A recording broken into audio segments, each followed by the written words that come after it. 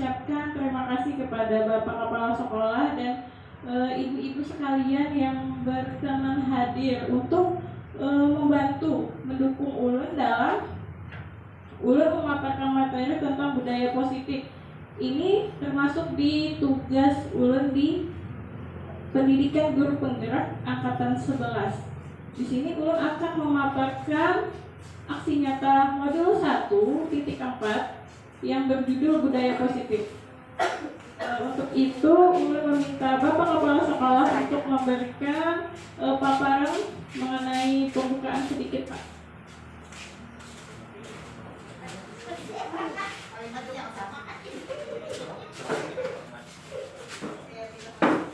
Assalamualaikum warahmatullahi wabarakatuh.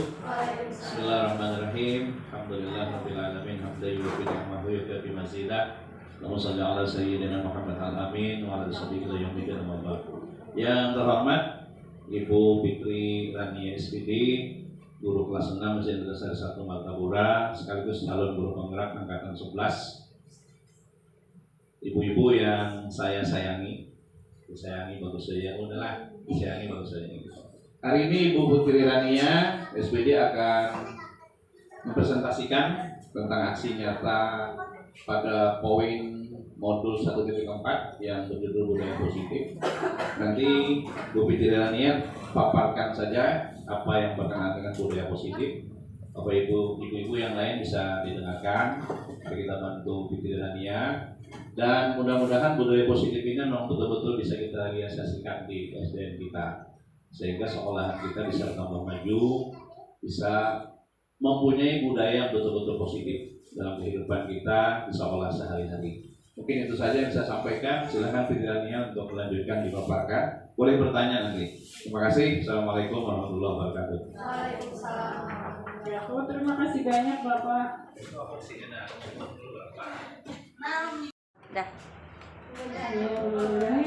Assalamualaikum warahmatullahi wabarakatuh. Di sini ulun akan menyampaikan pemaparan tentang disiplin positif yang termasuk di dalam pendidikan guru penggerak di modul 1.4.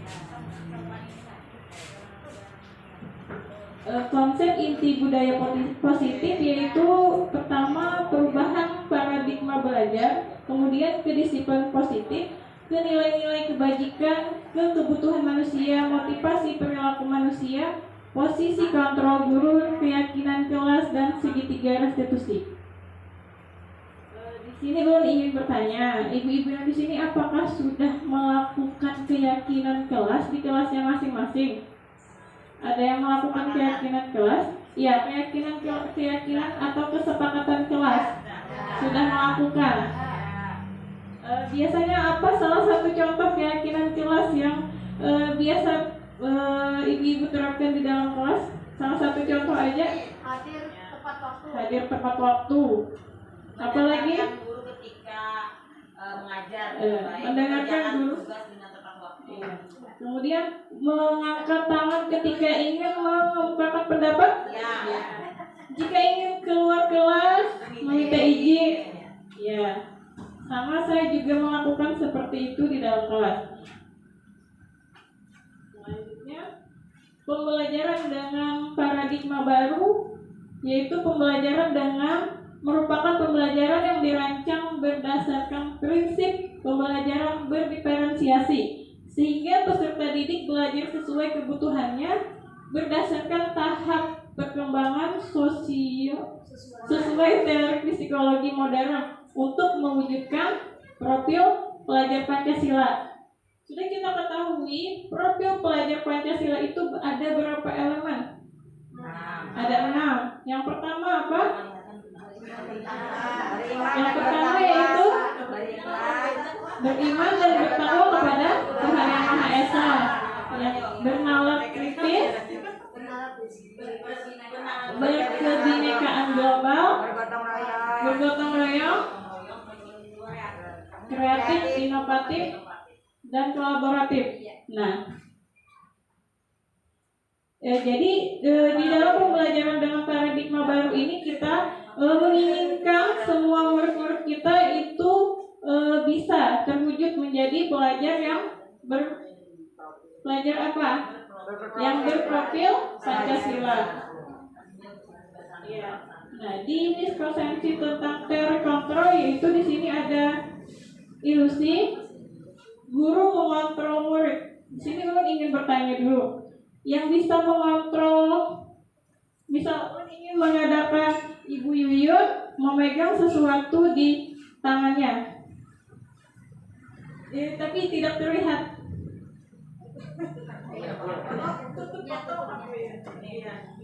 Satu lagi meminta Ibu Siska bagaimana merayu Ibu Yuyun supaya membukakan itu pegangan di tangannya. Seperti apa?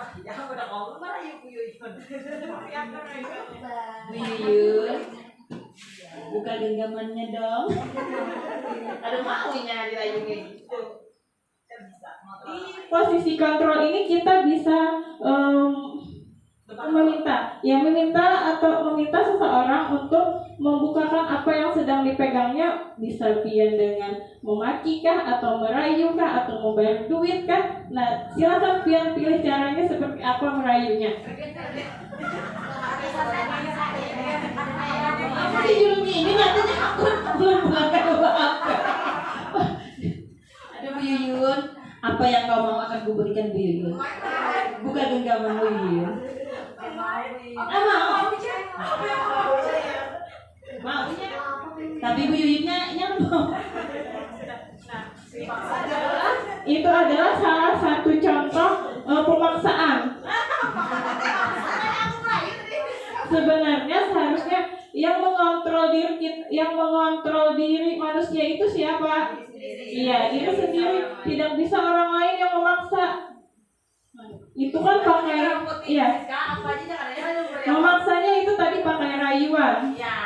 Itu artinya memaksa. Masuk ke dalam motivasi mana? Halus ya? Motivasi ekstrinsik atau intrinsik? Iya, ekstrinsik kan Bu. Nah, karena ada sesuatu di dalamnya, bukan dari dalam diri kita. Jadi intinya yang bisa mengontrol diri itu diri kita sendiri, bukan orang lain. Berarti kan buku moli dia nggak kadang membalikan apa-apa. Setelah itu merubah paradigma stimulus respon ke pendekatan teori kontrol. Stimulus respon tentang dunia, realitas atau kebutuhan kita sama. Sedangkan menurut teori kontrol tentang dunia, realitas kebutuhan kita itu berbeda. Ya, benar Pak Ibu-Ibu. Kebutuhan kita sama itu benar kah salah? Salah, iya. Kebutuhan kita itu berbeda. Kemudian stimulus respon tentang dunia yang kedua, semua orang melihat hal yang sama. Iya, padahal setiap orang memiliki gambaran yang berbeda. Kita melihat pandangan orang itu masing-masing. Kadang mungkin orang melihat Ibu Heni sama dengan Ibu Yuyun yang orang lihat, kadang mungkin di dalam hati orang pasti beda. Walaupun kembar tetap kada sama. Ya, kemudian yang ketiga, kita mencoba mengubah orang agar berpandangan sama dengan kita. Tidak bisa kita memaksa orang untuk memandang kita sama. Tidak semua orang suka dengan kita, ya kan Bu? Ya. Kita berusaha memahami pandangan orang lain tentang dunia. Kemudian yang keempat, perilaku buruk dilihat sebagai suatu kesalahan. Nah, padahal tidak semua perilaku memiliki tujuan. Yang kelima, orang lain bisa mengontrol saya, tapi sebenarnya adalah hanya Anda, hanya saya yang bisa mengontrol diri saya. Ya, saya bisa mengontrol orang lain. Kenyataannya tidak. Saya tidak bisa mengontrol orang lain. Yang bisa mengontrol diri orang lain itu ya dirinya sendiri. Tidak mungkin orang lain. Yang keenam, pemaksaan ada pada saat bujukan gagal. Kenyataannya kolaborasi dan konsensus menciptakan pilihan-pilihan baru. Dan yang terakhir, model berpikir menang atau kalah. Padahal model berpikir menang atau menang. Disiplin positif. Kata disiplin itu berasal dari disiplina. yang artinya belajar. Disiplin mengacu pada disiplin diri yang memiliki tanggung jawab terhadap apa yang dilakukan berdasarkan nilai-nilai yang diyakini.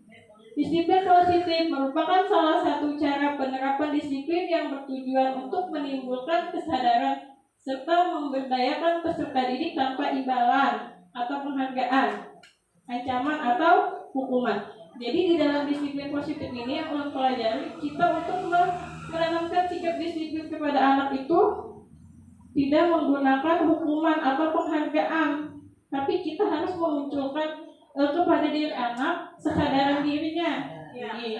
Nah, sebagai pendidik tujuan kita adalah menciptakan peserta didik yang memiliki disiplin diri sehingga mereka berperilaku mengacu kepada nilai-nilai kebajikan universal dan memiliki motivasi intrinsik. Ya, tadi motivasi yang ada di dalam dirinya sendiri.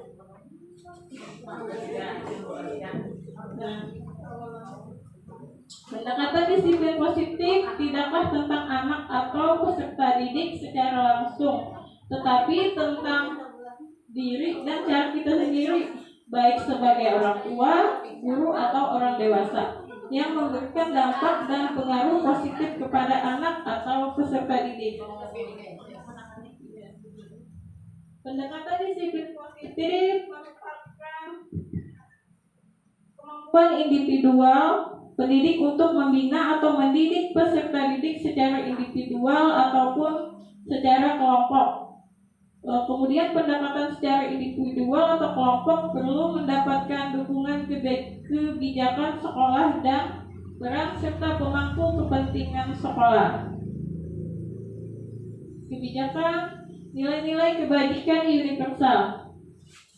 Nilai-nilai kebajikan adalah sifat-sifat positif manusia yang merupakan tujuan mulia yang ingin dicapai setiap individu. Nilai yang disepakati bersama yaitu lintas bahasa, suku, bangsa, agama maupun latar belakang. Contohnya adalah profil pelajar Pancasila yang sudah kita sebutkan di awal tadi. Ada 6 elemen. Yang pertama, beriman, bertakwa kepada Tuhan Yang Maha Esa, berakhlak mulia, mandiri, bernalar kritis, berkebinekaan global, bergotong royong, dan kreatif. Selanjutnya ada kebutuhan dasar manusia. Kebutuhan manusia adalah segala sesuatu yang dibutuhkan oleh manusia untuk mempertahankan keseimbangan kondisi fisiologis dan psikologis yang bertujuan untuk mempertahankan kehidupan dan kesehatan. Nah, di sini ada 5 kebutuhan dasar manusia menurut Dr. William Glasser. Yang pertama adalah penguasaan. Ibu-ibu di sini dengan kondisi seperti apa sehingga merasa sudah berkuasa?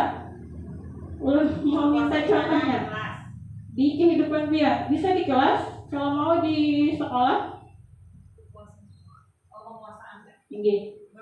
Misal contoh kasih sayang dan rasa diterima itu dia tidak mendapatkannya ketika apa? Kalau ulun kasih sayang dan rasa diterima itu ketika disayangi keluarga. Nah, iya, misalnya lagi kesenangan ketika bisa jalan-jalan, bisa belanja. Nah, merasa senang. Kalau untuk penguasaan kira-kira seperti apa? Dia merasa berkuasa itu saat apa? Berkuasa terhadap diri sendiri kan maksudnya? Kita bisa mengontrol diri, bisa mengendalikan diri. Penguasaan terhadap diri sendiri. Nah, jelas. Saat apa dia merasa berkuasa? Menguasai diri.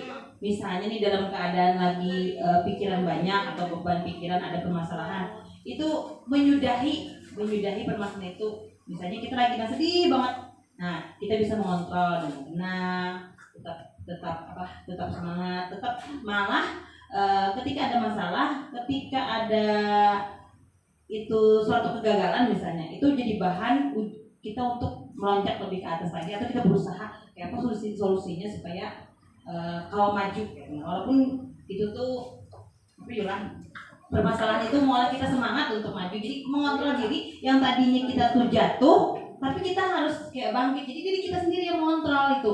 Jadi kita menyudahi menyudahi kesedihannya, kita cari solusinya untuk ke depan. Kayak apa caranya? Itu tadi ya, tetap bangkit kayak gitu. Nah, maksudnya sendiri yang bisa bangkit, orang lain kadang mungkin kau menolongi yang Allah dengan permasalahan sendiri gitu. Masih banyak Ibu. Kalau untuk kebebasan, merasa bebas jika kita melakukan apa? Siapa yang bisa? Ibu Rita? Pian merasa bebas jika apa yang dia lakukan?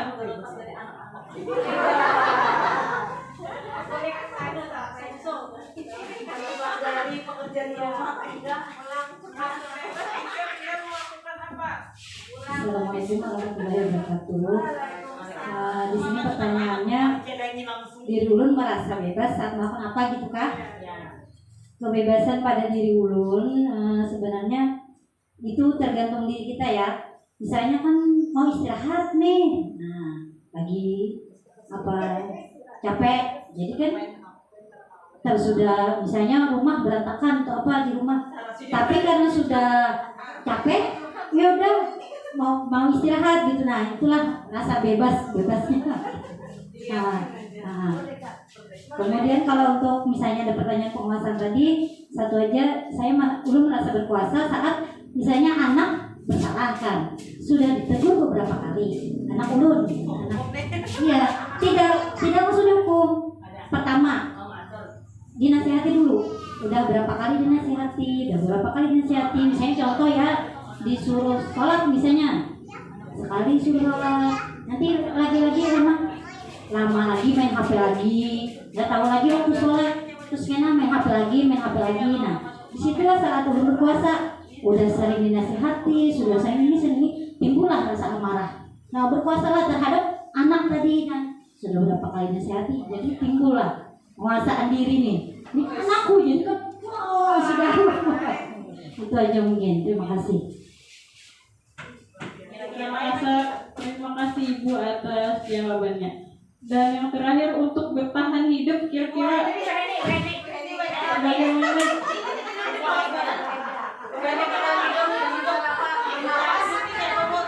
Assalamualaikum warahmatullahi wabarakatuh. Kira-kira untuk bertahan hidup ini adalah kita mampu untuk mengatasi segala cobaan dan rintangan yang kita hadapi. Itu saja kira-kira. Nah, mudah-mudahan kekawanan ada yang bisa menambahkan. Terima kasih. Terima kasih Ibu.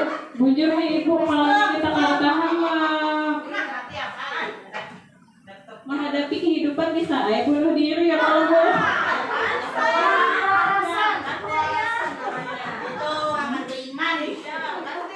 Nah, selanjutnya ada kebutuhan dasar manusia.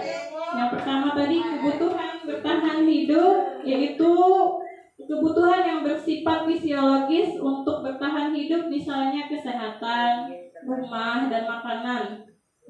Kebutuhan biologis seperti bagian dari proses reproduksi terhadap kebutuhan yang tetap bertahan hidup. Kemudian yang kedua, kasih sayang dan rasa diterima. Kebutuhan ini sama kebutuhan fisiologis, yaitu untuk disayangi dan diterima, meliputi hubungan dan koneksi sosial.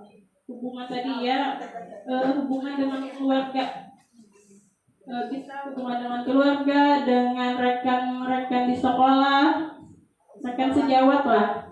Kalau kita bekerja di sekolah, rekan di sekolah. Tinggi. Kalau di perusahaan rekan bisnis. Kalau di itu kan Bu, kalau di perumahan aja orang tuh. Tinggi.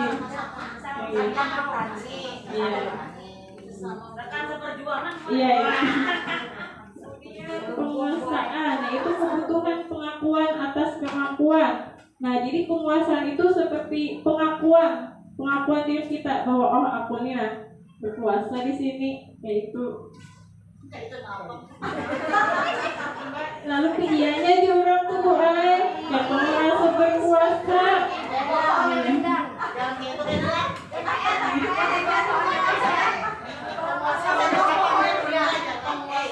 atas. penguasa lagi. Dikira aku tadi penguasaan masalah materi pelajaran. Aku tadi penguasaan Sama tahu dulu. Ini sama aja coba. Gitu. kalau ada orang lain yang penguasanya terlalu dari kuasa itu ada kapang. Yang keempat yaitu kebebasan, kebutuhan atau kebutuhan akan pilihan. Nah, di sini kebebasan adalah kebutuhan akan kemandirian ekonomi, memiliki pilihan dan mampu mengendalikan arah hidup seseorang. Dan yang kelima, kesenangan, kebutuhan untuk merasa senang. Di sini kebutuhan untuk mencari kesenangan, bermain dan tertawa bagi anak-anak. Dia merasa senang. Kalau kita merasa senang kalaunya diberi duit banyak ya kalau. Itu salah satunya. Tapi kalau anak-anak,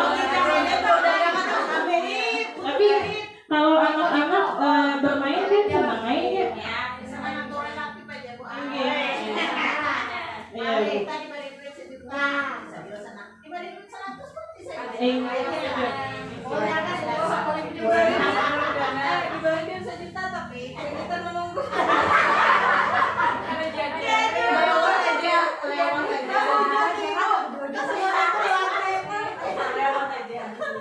Kita lanjutkan motivasi perilaku manusia. Di motivasi perilaku manusia ini ada tiga kategori, yaitu untuk menghindari ketidaknyamanan hukuman. Yang kedua untuk mendapatkan imbalan atau penghargaan, dan yang ketiga untuk menghargai diri sendiri. Yes. Misalnya di apa tadi, ngalih jangan lawan ibu. Bisa menyakiti. Karena ketidaknyamanan dengan hukuman, atau misalkan hendak dapat nilai tinggi tapi inya tuh hendak dapat penghargaan. Nah, itu masih masuk ke dalam motivasi eksternal. Harusnya makanya kita sebagai guru kita harus menumbuhkan motivasi internal yang ada di dalam diri anak. Jadi anak tuh tidak melihat lagi takutan lawan ibu tuh karena dihukum ya, atau Ada memandang itu. iya, kadang memandang itu kan aku harus rajin lah supaya karena diberi ibu apa gitu. Kita harus menanamkan kepada anak supaya kadang memandang itu lagi. Ini kesadaran dirinya sendiri, harus masuk tepat waktu. Misalnya datang tepat waktu, mengerjakan PR. Ya itu Bu. Atau kita menyuruhnya dengan ada imbalan tadi. Lalu masih belum dari dalam dirinya. Sulit memberi motivasi tertentu ke anak. Kalau anak jujur ke anak kandung ya bisa. Kalau anak orang sulit. Nah, motivasi internal itu menciptakan disiplin positif dan siap merdeka. Iya. Menurut Ki Hajar Dewantara, merdeka itu artinya tidak hanya terlepas dari perintah, akan tetapi juga cakap buat memerintah diri sendiri. Yang intinya tadi kita tuh mulai dari diri kita aja dulu. Iya. Ya, baru kita memerintah anak. Sebagai role model adalah Iya, itu jujur Bu, role modeling. Nah, selanjutnya kelima, posisi kontrol restitusi. Yang pertama yaitu ya penghukum. Ada pembuat rasa bersalah, ada yang teman, pemantau atau manajer. Menurut Bu Antian, yang mana yang paling tepat untuk kita laksanakan atau kita kerjakan di dalam kelas kita? Pemantau, tergantung kasus.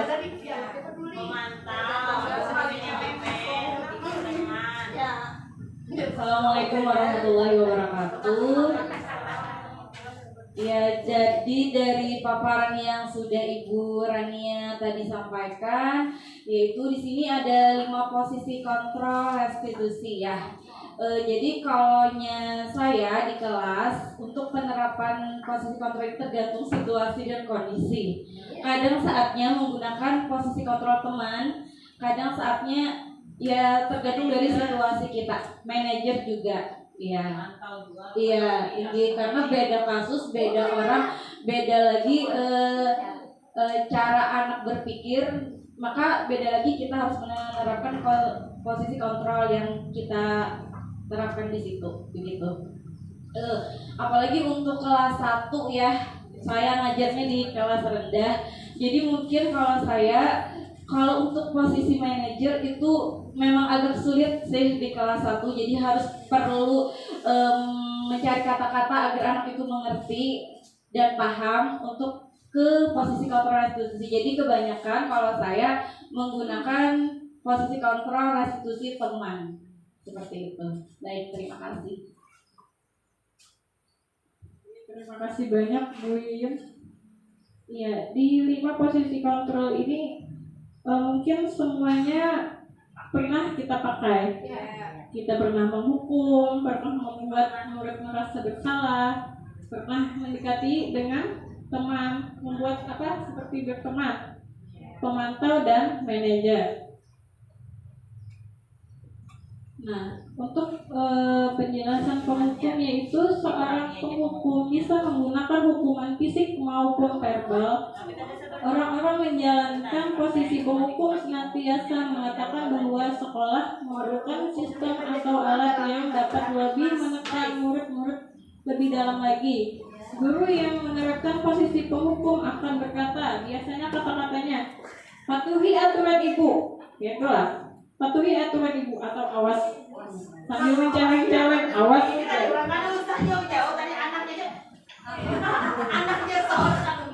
Kemudian kami salah harus ya kayak itu. Nah itu sudah termasuk ke dalam hukum. Atau selalu pasti si Tio ini harusnya yang pendudian tuntung. Nah itu sudah masuk ke dalam hukum.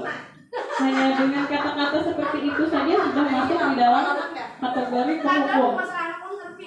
Guru seperti ini senantiasa percaya bahwa hanya ada satu cara agar pembelajaran bisa berhasil, yaitu dengan cara dia tadi menghukum, nada suaranya tinggi, bahasa tubuhnya, matanya melotot.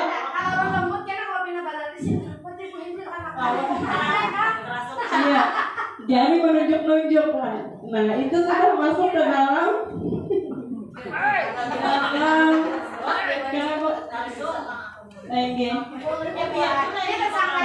yang menunjuki di muka bola kagak bisa ya lo. Nah itu, dengan cara seperti itu saja sudah kita termasuk ke dalam kategori penghukum. Bukan hanya kita memukul, ada dengan kata-kata pun sudah termasuk di dalam penghukum. Nah, yang kedua, membuat rasa bersalah.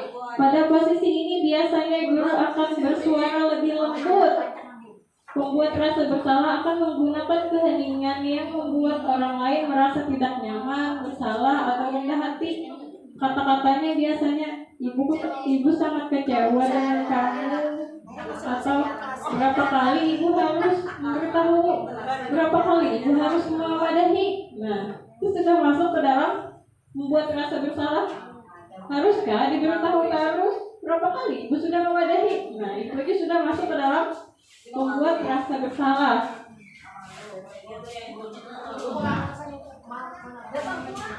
Yang ketiga, posisi kontrol teman.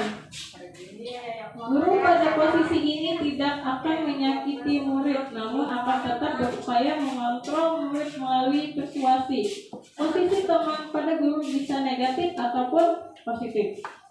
Kata-katanya bisa, ayo bantu demi bapak, demi ibu ya. Makasih, tenang demi ibu ya. Nah, terus masuk di dalam posisi kontrol teman.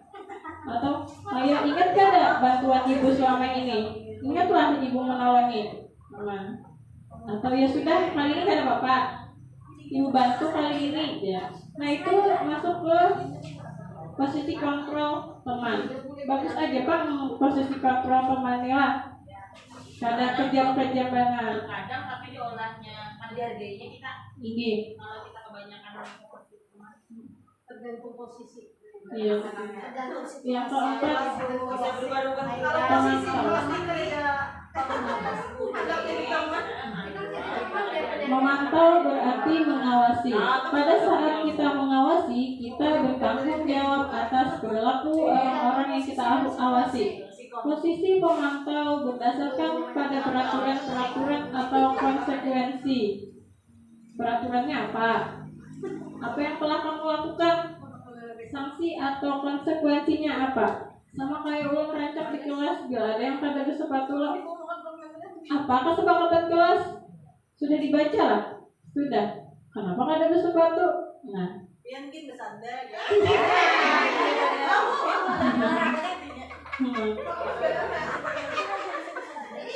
Ibu ada kayak ibunya terlalu gagah menghargai anak. dan yang terakhir ada posisi kontrol manager. Manager adalah posisi di mana guru berbuat sesuatu bersama dengan murid, mempersilahkan murid mempertanggungjawabkan perilakunya, mendukung murid agar dapat menemukan solusi atas permasalahannya sendiri. Kata-katanya biasanya apa yang kita yakini. Ya tadi kembali ke keyakinan kelas. Apa sudah yang kita yakini? Misalnya nih, tadi dia kada bersepatu. Ini apa yang kita yakini?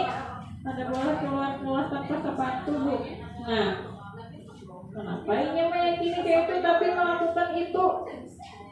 Setelah itu jika kamu meyakininya, apakah kamu bersedia memperbaiki? Jadi ini merasa bahwa salah kada bersepatu. Bersediakah memperbaikinya tadi?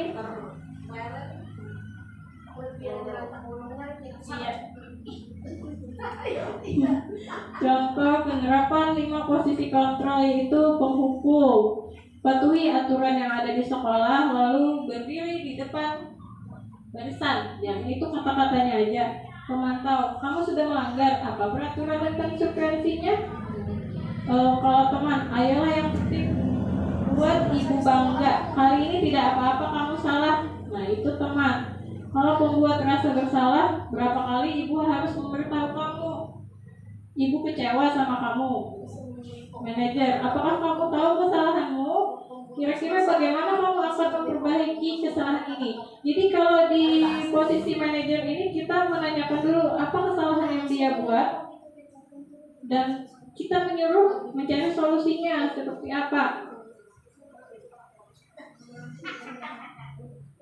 Kemudian di segitiga restitusi, ini misalkan ada kasus anak yang berbuat kesalahan. Yang pertama kita lakukan itu adalah kita menstabilkan dulu emosinya. Jika ada anak yang berkelahi, misalnya betapkan baju kah, bawa ke pinggir. Habis itu stabilkan dulu identitasnya. Setelah menstabilkan identitas, baru kita validasi tindakannya yang salah. Kita tanyakan apa kesalahan yang sudah dibuatnya. Setelah memvalidasi tindakan yang salah, kemudian kita menanyakan keyakinan dan meminta anak untuk mencari solusi atas masalah yang sudah dibuatnya.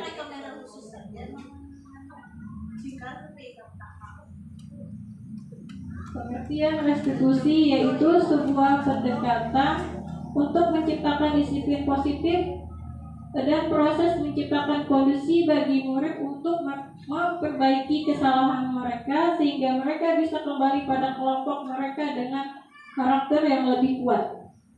Restitusi juga adalah proses kolaboratif yang mengajarkan murid untuk mencari solusi untuk masalah dan membantu murid berpikir tentang orang seperti apa yang mereka inginkan dan bagaimana mereka harus memperlakukan orang lain. Perlakukanlah orang lain sebagaimana kamu ingin diperlakukan. Nah, penutup, mari kita belajar bersama, berkolaborasi, saling mendukung demi mewujudkan disiplin positif di sekolah kita sehingga dapat menciptakan karakter yang berprofil pelajar Pancasila.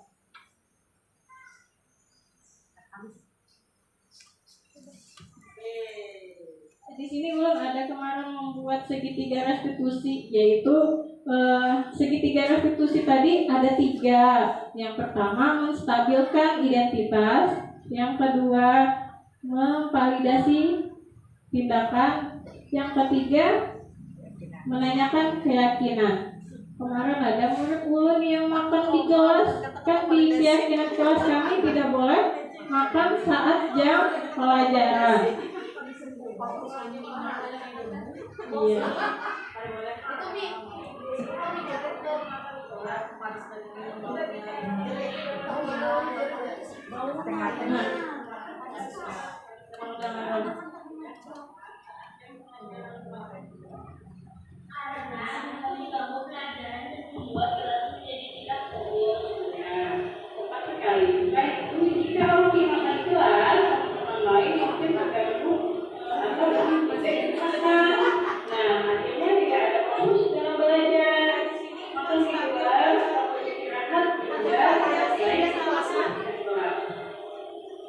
Bagaimana menurut Auki bisa memperbaiki situasi ini?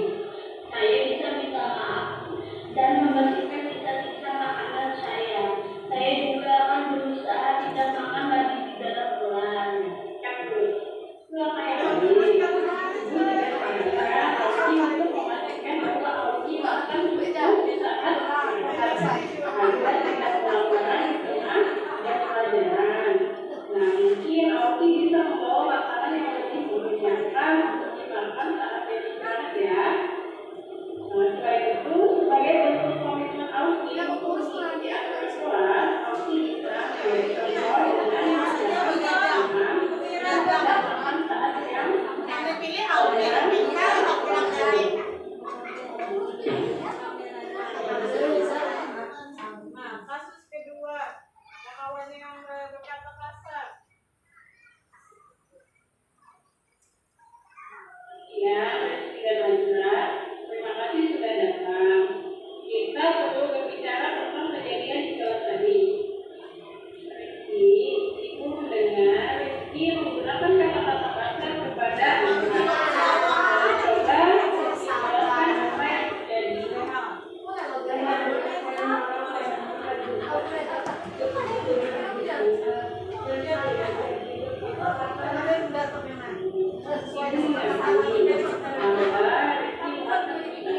Tapi kata-kata kasar bisa menyakiti perasaan orang lain. Najra, bagaimana perasaanmu setelah mendengar kata-kata dari Rizky? Saya merasa Nah, Rizky, bagaimana menurut Rizky perasaan Najra setelah Rizky menggunakan kata-kata kasar? Saya rasa dia pasti merasa buruk. Saya tidak bermaksud baik, kita perlu memperbaiki situasi ini. Apa yang bisa dilakukan untuk menunjukkan bahwa Rizky menyesali tindakan dan memperbaiki hubungan dengan Najra? Saya akan minta maaf kepada Najra dan berusaha untuk tidak marah seperti tadi. Bagus, silakan sampaikan persoalan Rizky kepada Najra. Saya minta maaf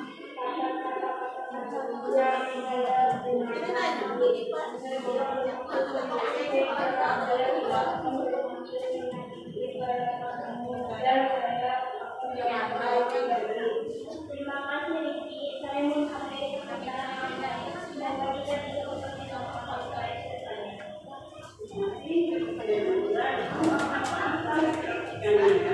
dan pastikan semuanya baik-baiknya. Jika ada masalah, jangan lagi kalau itu ya. Saya Muhammad Alfiuda Andani dari sekolahan SD Tinggal Sari 1 Martapura kelas 6A. Terima kasih Ibu Guru, saya senang sekali diajak diskusi dengan Ibu Guru untuk menunjukkan solusi atas kesalahan saya yang telah saya lakukan. Saya tidak akan makan di kelas saat jam pelajaran.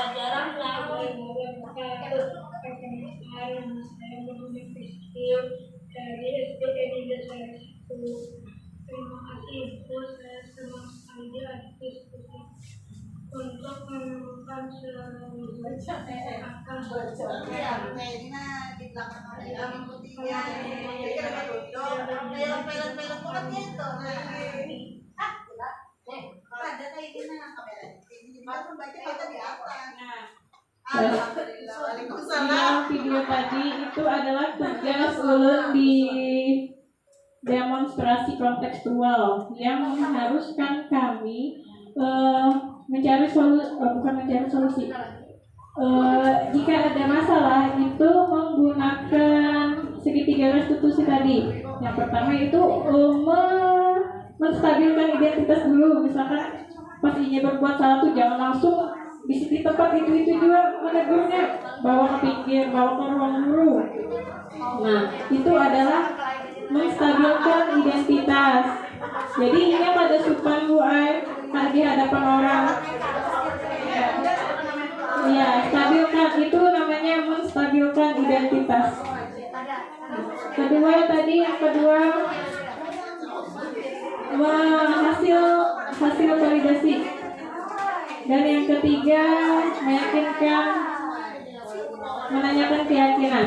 Nah, dengan berakhirnya video tadi maka berakhir jualah pemaparan ulun mengenai disiplin positif di SDN Indra Sayang 1. Di dalam hati ulun yang sedalam-dalamnya ulun ucapkan terima kasih banyak.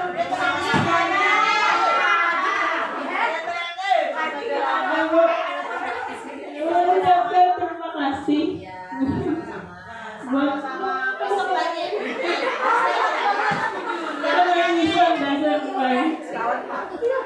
lagi ya dia menangis, lagi sedih.